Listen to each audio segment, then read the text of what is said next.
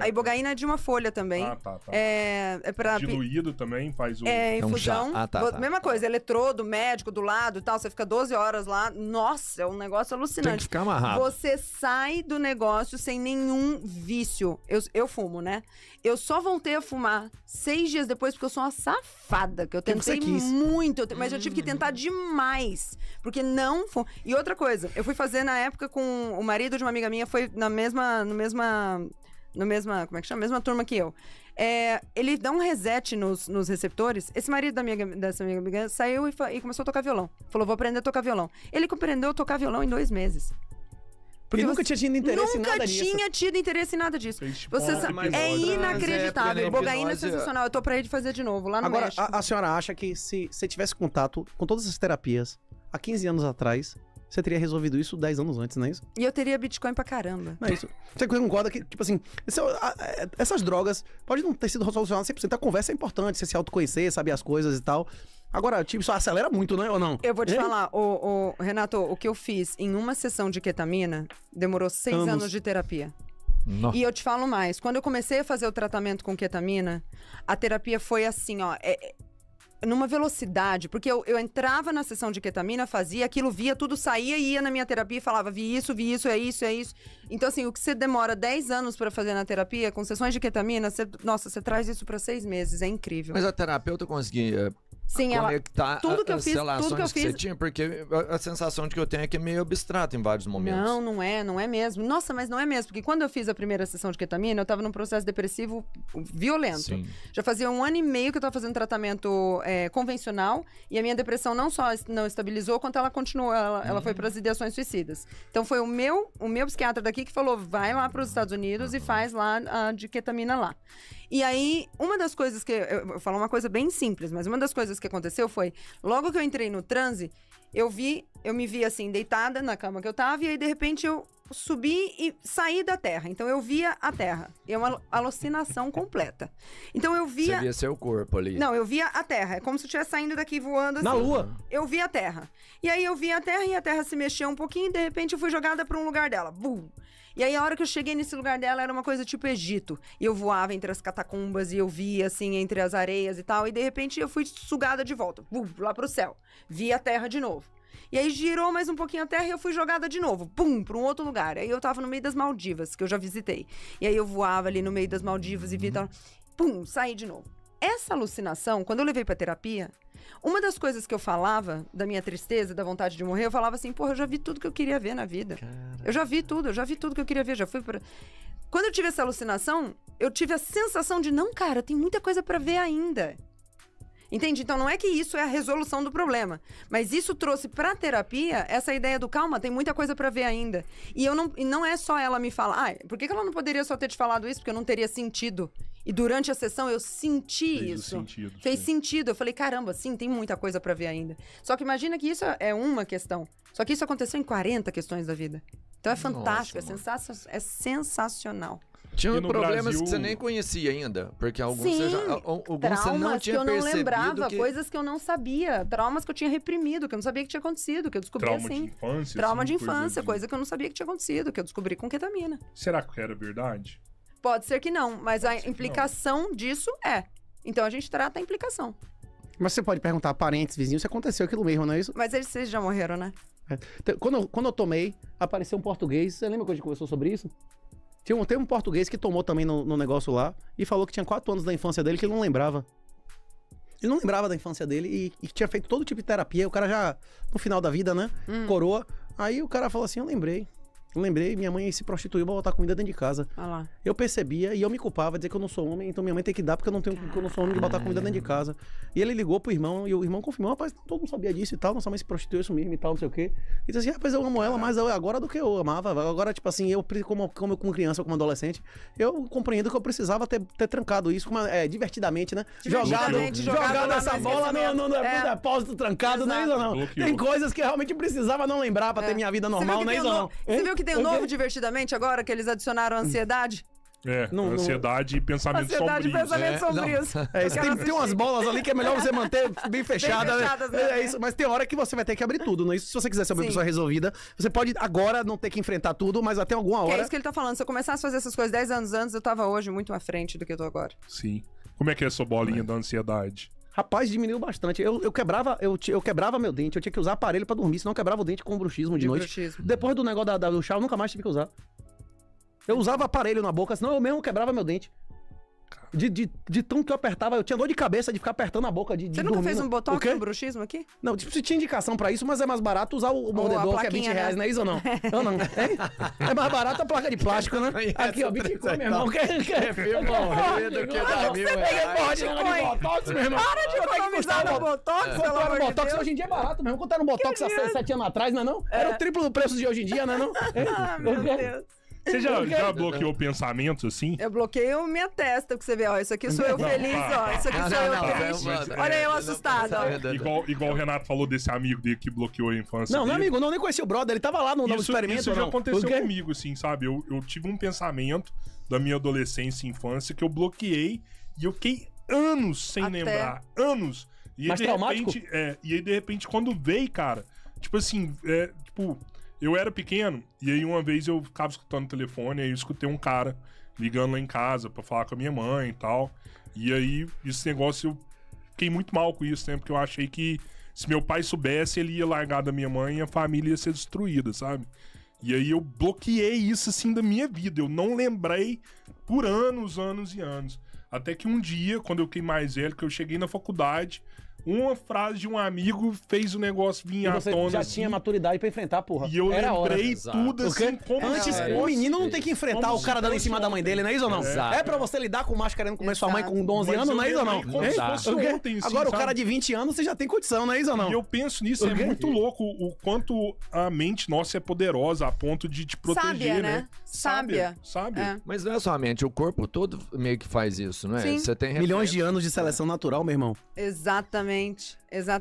Não é à toa que quando tem um barulho, você naturalmente espera que seja o pior, porque se for uma criança brincando atrás do arbusto, o risco é pequeno, mas se for um bicho pra te comer, o risco é maior. Então qualquer barulho a gente assusta mais do que fica tranquilo.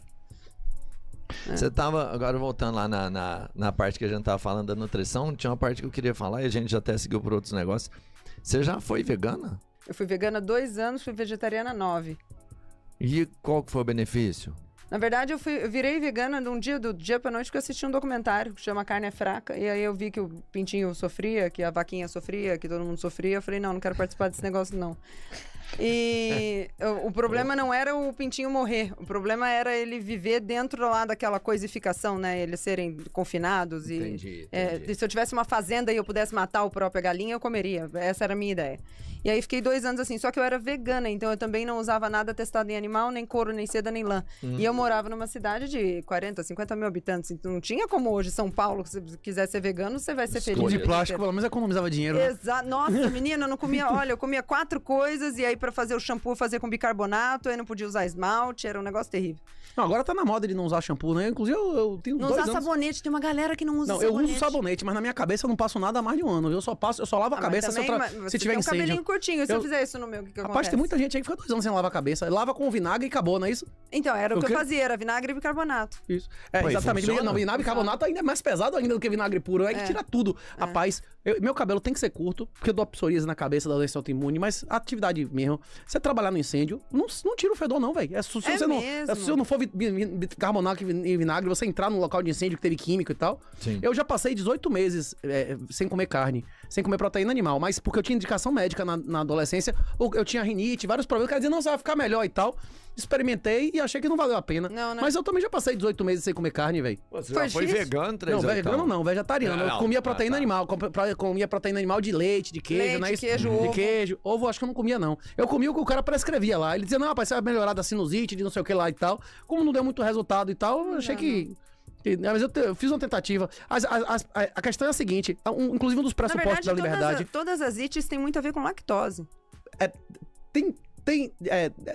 a maioria das pessoas tem problemas de alimentação com certos alimentos. Inclusive, a maior parte da população do mundo não tem uma digestão completa do leite da idade adulta. Mas tem pessoas que têm o holandês, não sei o quê, dependendo da genética. É isso. Eu não vou dizer que existe uma alimentação ideal para o ser humano, porque não existe nenhuma alimentação ideal para uma pessoa em todas as fases da vida. Sim. A alimentação ideal de um bebê não é de uma criança, da criança não é adolescente, não é de um adulto. O adulto atleta não é igual ao adulto que não é atleta, velho, homem, mulher. Existem variações. Tem pessoas que vivem muito bem, tem sociedades como os Maasai que só comem carne. Sim. Eles acham que é satânico, que é uma coisa, a entidade deles lá não permite que você coma nenhum vegetal. Tipo, existe também Inuit e tal, que fica anos sem comer vegetal. E tem sociedades humanas que têm saúde alta, comendo quantidade baixíssima de carne. A questão Papua Nova Guiné e tal, tem várias sociedades que o cara come pouquíssima carne. Mas, tipo assim, isso depende de genética, depende da microbiota, de uma série de fatores, né? Isso que você não tem como prever antes. O que você sabe que é melhor pra você? Erro e acerto, velho. Inclusive, quem acredita na liberdade, acredita que as pessoas devem ser livres, inclusive pra fazer merda. Porque é o único processo de aprendizado. Inclusive, quem vai tentar é você, quem vai responder a porra é você, não é isso? Você tem que ser responsável pelos seus atos. A mensagem principal de Jesus é essa, bicho. É a autorresponsabilidade. É a salvação individual, é você assumir sua porra, não é isso? É não ficar dependendo de alguém te falar o que fazer exatamente. Isso, vai lá e tenta você. O cara vai lá e manda você. Se você fizer algo errado, você não vai aprender nada, porque o que mandou foi o outro cara, não foi você, né? Mas a gente não pode aprender com o erro dos outros? Mas normalmente é possível aprender, mas a maioria da galera, quando dói no seu bolso, você aprende mais do que no bolso dos outros, não é isso? É a melhor forma de aprender. É mais eficaz, não é não? Eu vi um estudo hoje sobre IAs. Eles pegaram 2 grupos de empresários, né, de uma escola de economia, para simularem como se fosse uma empresa. Uns usaram IA e outro grupo não usou. O grupo que usou IA tinha que resolver o mesmo problema e eles resolveram, tipo assim, bem rápido com IA, eles conseguiram resolver o problema. O grupo que não usou a IA resolveu o problema com resultado bem semelhante, sabe? Com a solução de problema bem semelhante ao da IA. E os dois conseguiram os resultados ideais próximos. O que é a consequência disso? Depois de 15 dias, por exemplo, o professor chamou a galera que resolveu o problema com IA, que teve pouco teste, e eles não conseguiam se lembrar de como resolveram um problema, a grande maioria. E a galera que resolveu o problema sem usar IA, lembrava de detalhes da solução do problema. Teve que trabalhar no processo. Porque eles errou, tentou de novo, e assim eles chegaram na solução, errando pra caramba. Os que não erraram não se lembraram, eles não tiveram aprendizado. Só pra deixar uma coisa bem clara, esse negócio de dizer que não existe alimentação ideal, isso é verdade, mas tem alimentação que não é ideal pra ninguém. Tem pessoas que são muito saudáveis comendo leite, tem pessoas que não são saudáveis comendo leite, tem pessoas que têm que comer leite específico de um tipo de vaca lá, A1, A2, não sei o que, não tem essa conversa também? É isso, existe tudo isso. Mas existem certos alimentos, como os que vocês comeram agora, não é isso? Que não fazem bem a ninguém. Comer margarina não faz bem a ninguém. Comer, como é o nome? Açúcar não faz bem a ninguém. Xarope de glucose não faz bem a ninguém. Microplásticos não faz bem a ninguém. PFOAs, comer teflon não faz bem a ninguém, não é isso? Tipo, eu tô dizendo assim, entre coisas que são alimentos de verdade, né? De alimentos reais. É ser menos assim, pacote e mais casca. Qualquer alimentação vegetariana que tenha cereais, ela vai ser menos nutritiva, menos do que uma alimentação vegetariana que não tenha cereais, não é isso? Que seja baseada em leguminosas e tal, não é isso? Eu tô dizendo que é possível o cara ser saudável numa alimentação vegetariana. Na idade adulta, sim. Criança, eu duvido. Porque a criança tem demandas diferenciadas, não é isso? Agora, um adulto pode ser saudável vegetariano? Eu acredito que sim. Agora, comendo McDonald's, não, velho. Tipo assim, ele teria que ser um vegetariano que consome, que tem poucas atividades físicas, ou vegetariano que tenha acesso a ovo, leite. Inclusive, por que o cara faz a dieta do leão? O Jordan não come ovo, não é isso? Não. Porque tem várias pessoas que têm reações, inclusive inflamatórias a ovo, não é isso? O ovo, mano, que o ovo era um dos alimentos mais saudáveis do mundo, não é isso ou não? Ou não? Mas se fosse eu me escolher, eu falar só uma coisa você vai comer, eu ia falar, ovo, que eu sei que pra mim, né? É barato? A picanha do Lula. Já foi mais barata, hein? Já foi mais barata. A picanha do Lula. É uma fonte boa de proteína, né? Não, é porque eu sei que, sei lá, é um dos melhores que tem, talvez. Só sei do coco, acho que é melhor do que o ovo. O quê? O coco, a fruta. O que do coco? O coco em si. Não? De completo? É. Não, nada melhor que o ovo. O ovo é o melhor. Mais completo. Então, eu tá vendo que eu não sei nada mesmo? Ainda bem que eu não dou aula de nutrição nesse negócio. O ovo é uma fonte maravilhosa de proteína, né? Tanto é que tem vários bodybuilders que não conseguem comer proteína de outra forma além do lanchar um ovinho cozido é a melhor pedida. Não, é bom. Lanchar um ovinho cozido é a melhor barrinha de proteína que tem, é mais barato. É o critério real de fome. Você tá com vontade de comer ovo cozido? Se você não quer comer, porque você não tá com fome, você só quer. Você só quer. Se você não quer comer isso, você não quer comer. Você tá buscando prazer, você não tá buscando alimentação. Exato. E manteiga, ovo e manteiga, você não quer isso, porque às vezes o cara quer gordura, né? Um ovo com a manteiga. Você não quer comer ovo com a manteiga, você não tá com fome, né? Excelente critério pra criança, né? Pô, isso é muito poderoso, o cara conseguir fazer esse controle, né? Tipo assim, ó. Você tá com fome? Então come isso aqui. Não, isso eu não quero. Não. Só quero chocolate, então você não quer comida, porra. Que aí você vai ver que o negócio é terapia, né? Porque você vai entender que não é fisiológico, né? Mas também ao mesmo tempo é assustador, né? Não sei se eu conseguiria. Eu, por exemplo, o ovo. O que eu acho que é fantástico no ovo? Testa por pouco tempo. Não, testa por um dia. A versatilidade do ovo. Por exemplo, você pode fazer o omelete, você pode fazer cozido, você pode fazer ele frito na água ali, sabe?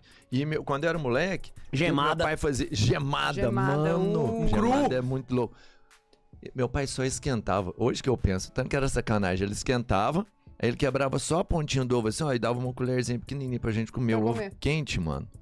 Só que ele tava cru, porque ele tava líquido ali ainda. Tem um canal, eu acho que é o canal principal de saúde e alimentação que eu acompanho no YouTube, What We Have Learned. O que nós já aprendemos, é um cara que mora no Japão. Ele mostra, inclusive, ele já teve experiência de comer 30 ovos, 30, 40, 50 ovos por dia, tipo meses. Graciane. O quê? Graciane. Graciane. Não, mas ele documentado e tal, ele fazia documentado. Tipo assim, ele já fez jejum documentado, já fez ele já fez um monte de programas. Tipo, vamos comer 40 ovos por dia, além da minha alimentação normal 2 meses, né? E tipo, não é fazendo bioimpedância de academia, não. É fazendo bioimpedância no CT scan, meu irmão. É isso. Eu esqueci o nome do brother, mas o canal é extraordinário. Uma das coisas que interessantes. Não é Tim Ferriss, não. O What We Have Learned não é outro cara, não é o do Tim Ferriss, não. Esse cara, inclusive, ele mostra que no Japão existe mercado de ovo de 10 centavos de dólar até $10 o ovo. Ué, como assim? Por quê? Uma galinha que só comeu peixe, que ouve música clássica. que só comeu peixe, que nunca comeu cereal. A carne mais cara que existe não é lagosta, é o porco que nunca comeu cereal, que é o porco de pata preta de bolota, não é isso? Tem galinha lá que bota o ovo que nunca comeu cereal, meu irmão. Que come resto de peixe. É ômega 3, meu irmão. É mais ômega 3 do que você comer peixe sem pele. Você sabe que eu tenho um primo que ele é fissurado no Renato. E tudo que o Renato fala... Chama o Renato também. Tudo que o Renato fala... Ele vai anotando, igual você anotou no livro aí, e depois ele vai buscar referência. E aí, um dia eu conversando com ele, ele falou assim, Rodrigo, te fala um negócio.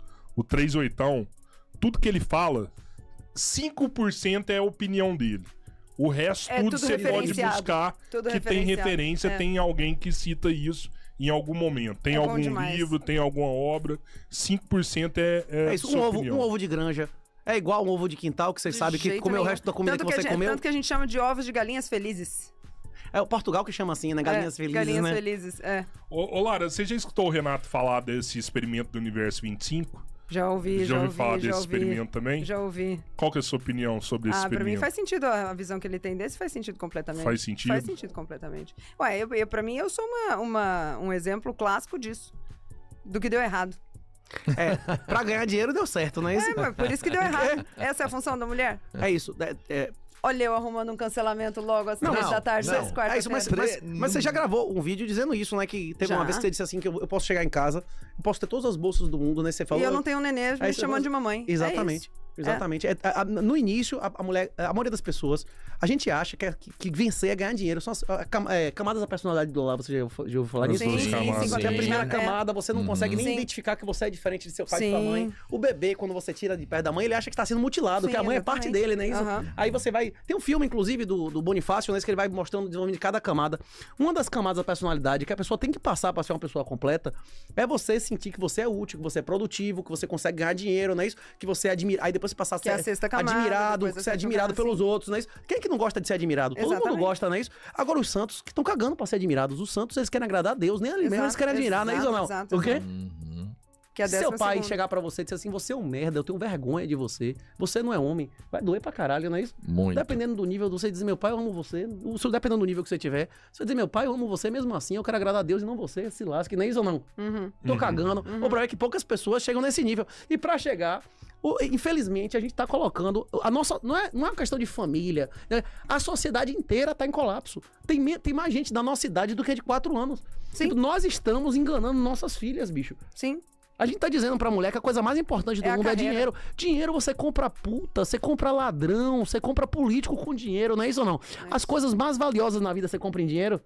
Não. Você oferece quanto pra sua mulher pra ela fazer uma homenagem, topar uma homenagem hoje dia? Quanto é pra você topar pra outro cara ir lá na sua cama, igual a Anne Hand? Quanto é? Na moral, 1 milhão você topa uma vezinha só. O quê?